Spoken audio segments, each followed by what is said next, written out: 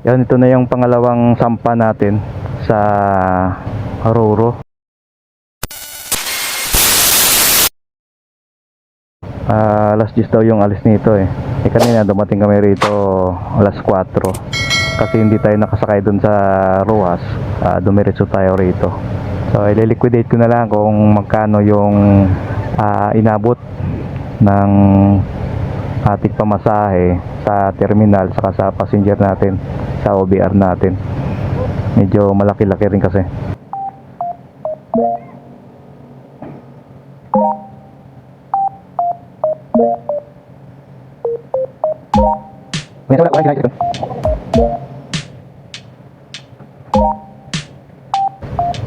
Paatras.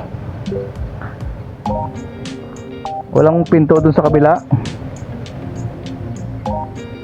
Atras din tayo papasok.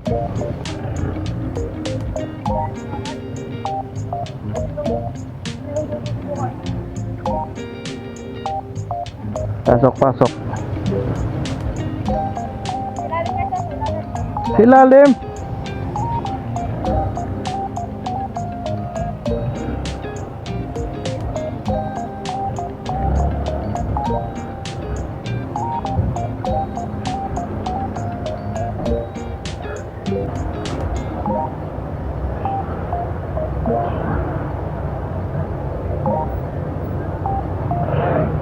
Ganyan. Tama ba?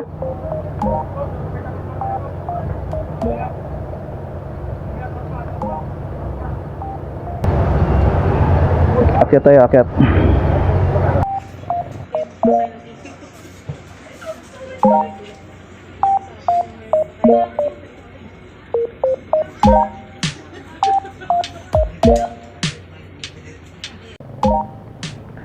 Okay, welcome na tayo sa Panay Island, Katiklan Port. Oras natin, nakalabas tayo doon 2:31 ng umaga. Tamang tama lang to para itakbo natin papuntang Dumangas, mga more or less 4:30 na oras. Welcome to Panay Island. Hanap tayo mapagkapihan dito sa labas. Okay, let's go. Ito na yung land trip natin sa Panay Island papuntang pier ng Dumangas. So yun, galing ng Bulalakaw Port, may kung magkano nagastos natin doon. Yung passenger natin may terminal fee na 30 at sa ating motor na PPE mayroong 65. At ang ticket natin doon, motorcycle with driver na yon, sa 2,400 motor plus may 27 pesos na iwan ko kung ano yon. Tapos sa atin namang OBR mayroong ticket na 842, ano na yon, deluxe. Tapos para makasabay tayo doon sa deluxe, nag-additional tayo ng 60 pesos doon sa room. So yon, bali straight na tayo ngayon papuntang Dumangas Port. Base dito kay paring Google ay tatakbo tayo ng ilang kilometer ito, 221 kilometer ang kanyang distansya dito galing ng Katiklan Port to Dumangas Port. Tatakbuhin natin sa oras na higit kumulang 4 hours yun. So ngayon wala pa tayong masagap na view dahil nga madilim pa. Oras natin 3:31 ng umaga. Tamang tama to para hindi gaano mainit.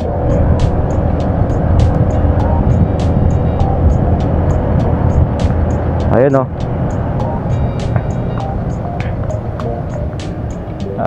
million thanks, see you soon. Yun, ito yung airport pala ng, madilim kasi wala na tayong makita, airport ng Katiklan. Ayan o, ini-stop dito kapag kapag may eroplano. Galing tapos dagat na dito bandang kaliwa. Ayun airport. Walang makita, aeroplano na lang doon sa dulo. Nakabase pa rin tayo kay kumparing Google. Okay, update na lang ulit mamaya kapag may luliwanag na tayong makikita. Ngayon kasi 3:34 ng umaga. Nagpahinga pa kasi tayo doon ng konti. Kumain tayo ng specialty ng Panay o Iloilo City, ang Batsoy. Naglalakbay na tayo ngayon sa kalupaan ng Panay Island. Yun, angat ito, angat.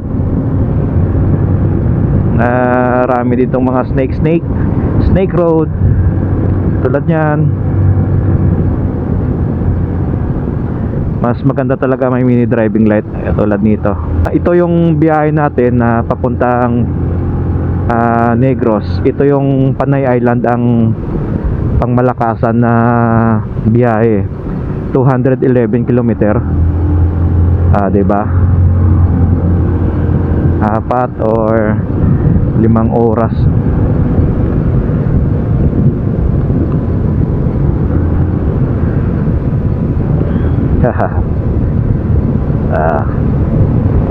Dandahanin natin para makuha.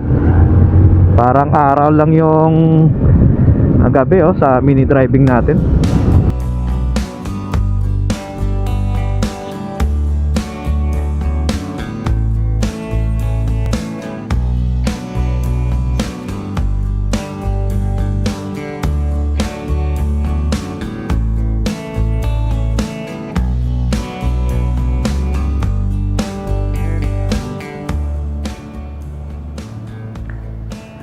Ayun, divert tayo dito sa diversion ng Kalibo.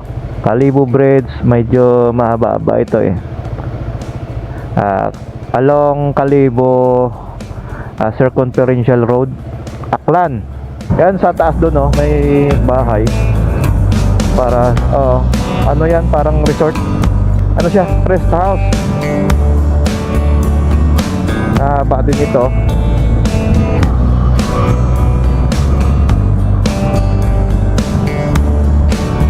Yes. Nasa Aklan na kami. Ganda bundok. Tapos may ano sa taas, rest house. Okay, 513. Okay, 513. Binalikan talaga natin tong signage para makapagpa-picture. Welcome to Kalibo, Aklan. Yun. Let's go. Dito tayo sa project. Ayan, ganda ng cross sa taas 2 hours and 53 minutes papuntang Dumangas Port. 2 hours ano na lang yan. Madali na lang yan para sa biyahero tulad natin. Mga tracking ang makasabayan natin dito Okay, turn off. Save the battery and the memory.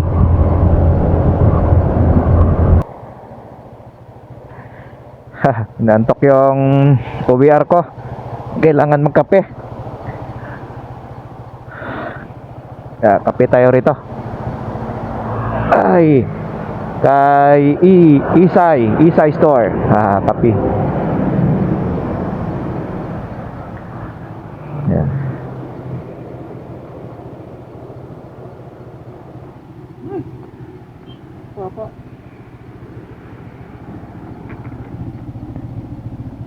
Yun, so ngayon palabas na tayo ng Capiz. Yun Capiz Panay. Yun. Gilid-gilid natin ang lawak ng mga palayan. Kasi nagkapi pa tayo at nagdagdag tayo ng gas. Bali pangalawang karga natin ng gas, 300.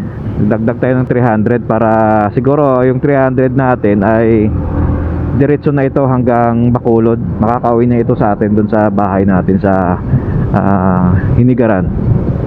Pa-south kasing sa atin So So, dalawang beses pa lang tayo nagpakarga simula doon sa Cavite. Full tank tayo roon. Doon sa may Bungabong, Mindoro, nagpakarga tayo ng 300.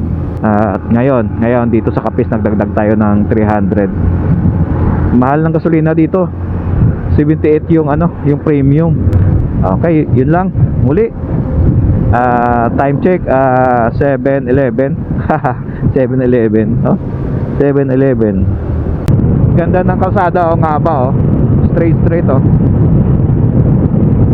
parang wow. Pero magagawa lang ng motor natin PCX, takbong 96.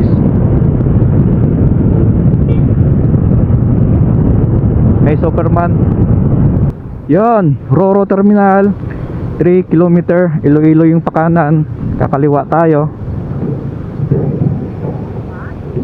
Ay, daming bikers. Kabakawan, may namimingwit, Talaba. Yan, Talaba, Tahong. Pagbalik natin sunod na mga araw, ito rin yung ating madadaanan pabalik ng Luzon, Cavite. Ito, timbangan. Hindi naman tayo kailangan timbangin, magaan lang tayo. Yan, dagat.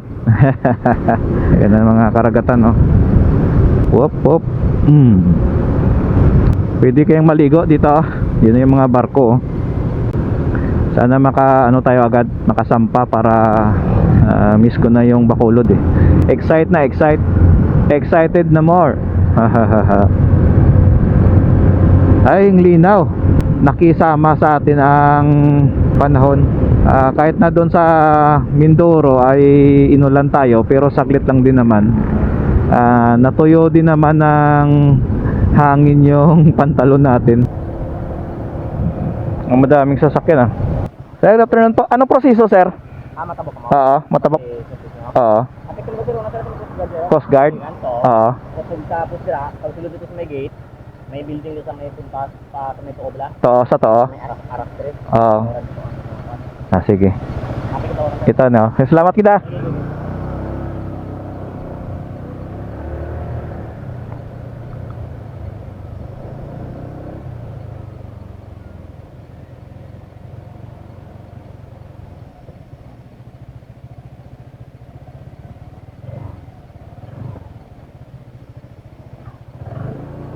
Iya, aku lang.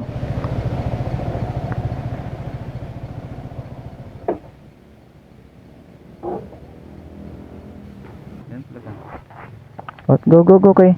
Damo sang Damo sang biyahero. Hop.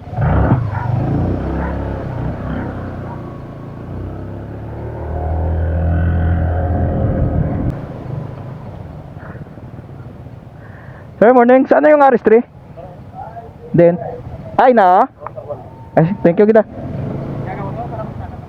Oo.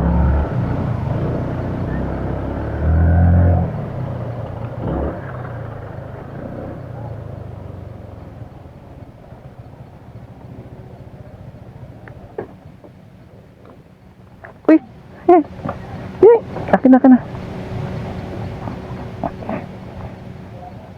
Tumba ha. RS3. Sir, uy. RS3. Ito ba? Kailangan pa ta? 65. 65. 65. Sa motor, iba sa yata ang kotse. Yan, iba yan ang kotse.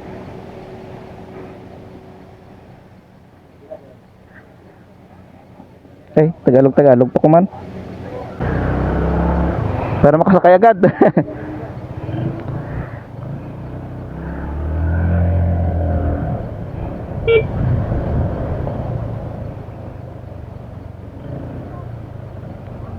Pwede pa? Wala na yan?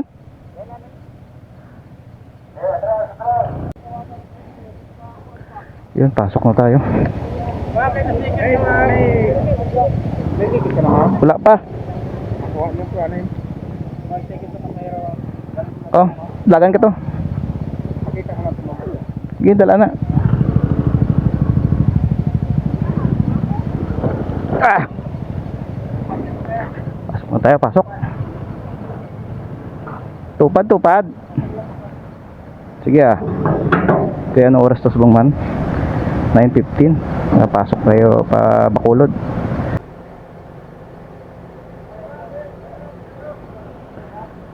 Okay. Yun, nasa barko na tayo. Konti lang yung pasahero ngayon eh. Aha. Yun oh. Alas 12 talaga yung labas natin dito sa barko.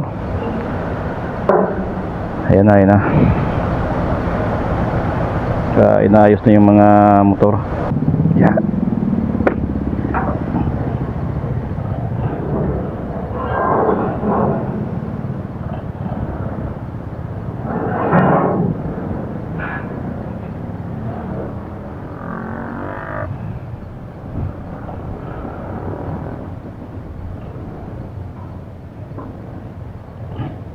Ah!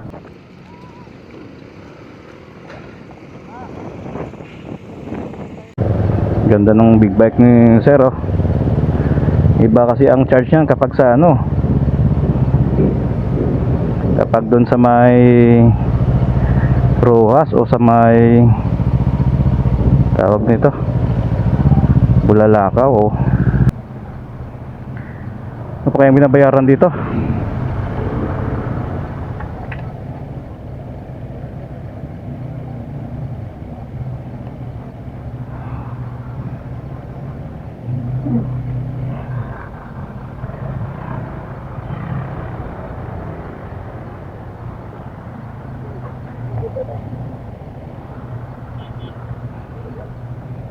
Kyo. Ha, may 50 pa. Straight na tayo to Hinigaran. Tapos na yung pangatlong ano natin, Ruro. Yan tayo, SM Bacolod.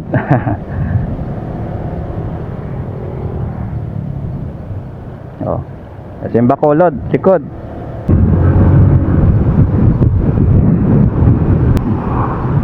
Yung Sugarland Hotel oh, 3 stories na lang. Oh, di ilang taon kang hindi nakauwi?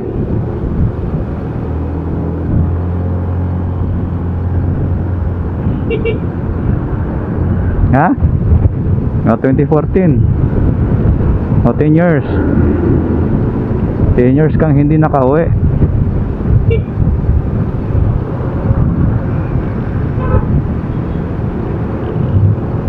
Ito yung Golden Field. Okay, straight na tayo. Dating Air Force sa Sumag. Straight na tayo, Hinigaran. Okay, off ko na yung ating cam. Ay, sa Palaka na kami, Valladolid.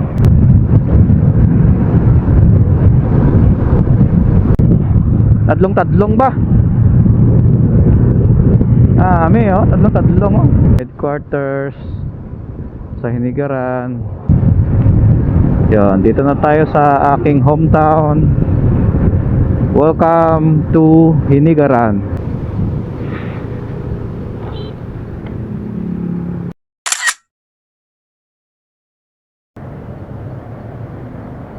Welcome sa Hinigaran. Rin ito sa Tubang Plaza kay Hinigaran oh. Araw Tubang Plaza kay Hinigaran oh. Gari ang simbahan man oh. Catholic Church. Maayo nga pag-abot diri sa Banwa sang Hinigaran. Na liko na to di sa wala ho.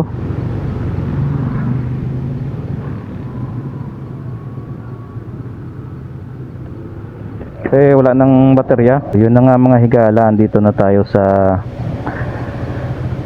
aking hometown. At matiwasay naman yung biyahe natin. Ang tinakbo ng ating motor 585 Cavite to Negros. Dito na yan. So mabuti at nakisama ang panahon sa atin.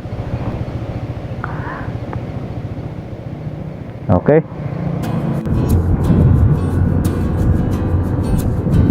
Yun, ito yung pinaka na-miss ko sa lahat eh. Yung paligid mo, puro tubuhan. Oh.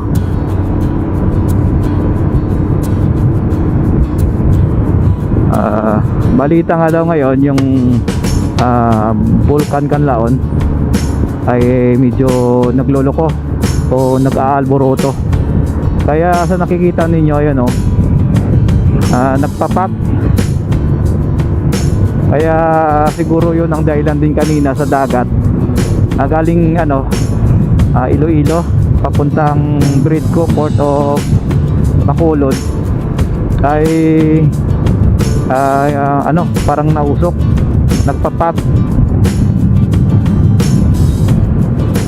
So yung biyahe pala natin na galing Cavite papunta rito sa Negros ay nakapag 592 kilometer tayo.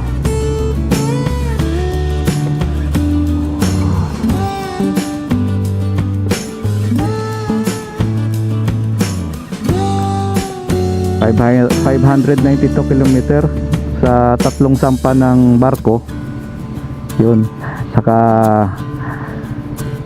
tatlong byland bago tayo makarating dito. Maliban dun sa Batangas, nag-byland tayo, di ba? Sa sa port ng Mindoro papuntang Rojas.